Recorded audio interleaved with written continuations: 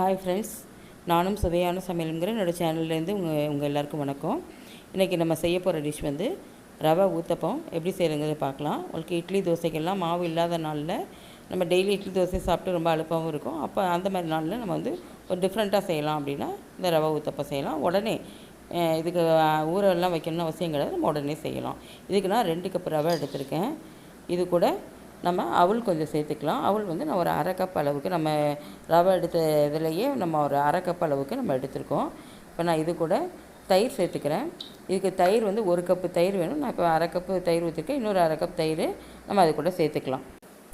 இப்போ நம்ம அரை கப் தயிர் இன்னும் மொத்தம் இப்போ 1 கப்பாக தயிர் சேர்த்துருக்குறோம். இப்போ இது எல்லாத்தையுமே நம்ம மிக்ஸ் பண்ணலாம். இது மிக்ஸ் பண்ணுறதுக்கு இன்னும் கொஞ்சம் தண்ணி தேவைப்படும். அதனால் கொஞ்சமாக நான் தண்ணி ஊற்றி இப்போ ஒரு நம்ம ஸ்பூனை வச்சு நான் மிக்ஸ் பண்ணிக்கிறேன். இதை இப்போ எப்படி வருதுன்னு பார்க்கலாம். இப்போ வந்து இது கொஞ்சமாக தண்ணி ஊற்றி ஏன் மிக்ஸ் பண்ணுறோன்னா இதில் கட்டிப்படாமல் இருக்கிறதுக்காக தான். இப்போ இதை முதல்ல நம்ம மிக்ஸ் பண்ணிவிட்டு அதுக்கப்புறம் இந்த இதை ஊற வைக்கணும். ஒரு 10 மினிட்ஸ் ஊறினா போதும். இல்லை நீங்கள் உடனே ஊற்றுறதுனாலும் ஊற்றலாம். இப்போ இது வந்து சும்மா கொஞ்சம் நேரம் ஊற வச்சு நம்ம திரும்ப இதை அரைக்க போகிறோம். அதுக்காக தான் இப்போ கொஞ்சம் நேரம் ஊற வச்சா போதும்.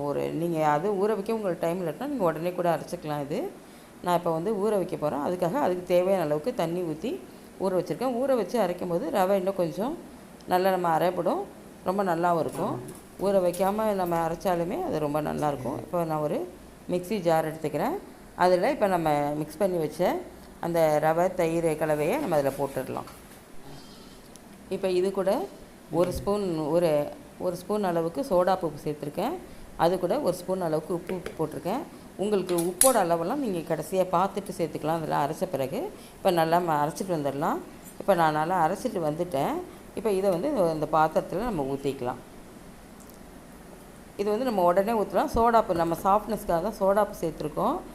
சோடாப்பு ரொம்ப கம்மியாலாம் சேர்க்காதீங்க. ஓரளவுக்கு ஒரு ஸ்பூன் போட்டால் போதும். இல்லைன்னா நீங்கள் அந்த ஃப்ளஃபினஸ் எப்படி இருக்குங்கிறத பார்த்துட்டு நீங்கள் இன்னும் கொஞ்சம் கூடுதலாக கூட நீங்கள் சேர்த்துக்கலாம். சோடாப்பு சேர்க்குறது வந்து இது சமையல் சோடா தான், ஆப்ப சோடா தான் நான் சேர்த்துருக்கேன். இது வந்து நமக்கு டைஜஷனுக்கு ரொம்ப நல்லது தான். அதனால் சோடாப்பூ சேர்க்குறமே அப்படின்னு சொல்லி நீங்கள் ரொம்ப இதெல்லாம் பண்ண வேண்டாம். ஆனால் நம்ம நார்மல் தோசை அளவுக்கு இந்த தோசை இருக்காது. இது வேறு டிஃப்ரெண்ட்டான டேஸ்ட்டில் ரொம்ப நல்லாவே இருக்கும். இதுக்கு நம்ம கார சட்னி, தேங்காய் சட்னியெல்லாம் சேர்த்து சாப்பிடும்போது ரொம்ப நல்லாயிருக்கும். நம்ம வந்து இது ஊத்தப்பன்னு சொன்னோம், திருப்பி போட வேண்டியதில்லை. நம்ம ஆப்பம் மாதிரி அப்படியே மூடி வச்சு தான் எடுக்க போகிறோம்.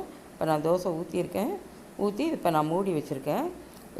இது ரொம்ப சீக்கிரமும் வெந்துடும். ஒரு 2லேருந்து 3 நிமிஷம் இருந்தாலே போதும்.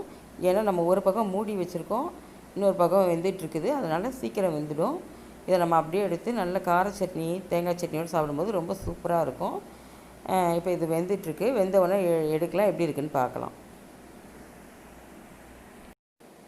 இப்போ நம்ம தோசையை எடுத்துடலாம். எடுத்துகிட்டு இந்த தோசைன்னு கூட சொல்லக்கூடாது, ஊத்தப்பம் எடுத்துடலாம். இப்போ இதே மாதிரி நம்ம இன்னொன்று ஊற்றி ரெடி பண்ணிக்கலாம். நீங்கள் நார்மல் தோசை மாதிரி ரொம்ப தின்னாலாம் ஊற்ற வேண்டாம். ஓரளவுக்கு திக்காகவே இருந்து அப்படியே மூடி வச்சு எடுத்தனாலே ரொம்ப சூப்பராக இருக்கும். இது ரவையில் செய்கிறனால அந்த ரவையோட டெக்ஸ்சரே வந்து சாப்பிடும்போது ரொம்ப நல்லாயிருக்கும். நம்ம நைஸாகவும் அரைக்க போகிறதில்ல, ஓரளவுக்கு குறைன்னு தான் அரைக்க போகிறோம். அதனால் ரொம்ப நல்லாயிருக்கும். இது நீங்களும் செஞ்சு பாருங்கள். என்னோடய சேனல் உங்களுக்கு ரொம்ப பிடிச்சிருந்ததுன்னா லைக் பண்ணுங்கள், கமெண்ட் பண்ணுங்கள், சப்ஸ்கிரைப் பண்ணுங்கள். அதோட பக்கத்தில் இருக்க பெல் பட்டனையும் நீங்கள் அழுத்துனீங்கன்னா நான் போடுற வீடியோட நோட்டிஃபிகேஷன் உங்களுக்கு உடனே வரும். என்னோடய மற்ற வீடியோவும் நீங்கள் போய் பாருங்கள். உங்களுக்கு ரொம்ப பிடிச்சிருக்குன்னு நினைக்கிறேன். பிடிச்சிருந்ததுன்னா லைக் பண்ணுங்கள், கமெண்ட் பண்ணுங்கள். இப்போ பாருங்கள், இந்த தோசை இப்போ ரெடி ஆகிடுச்சு.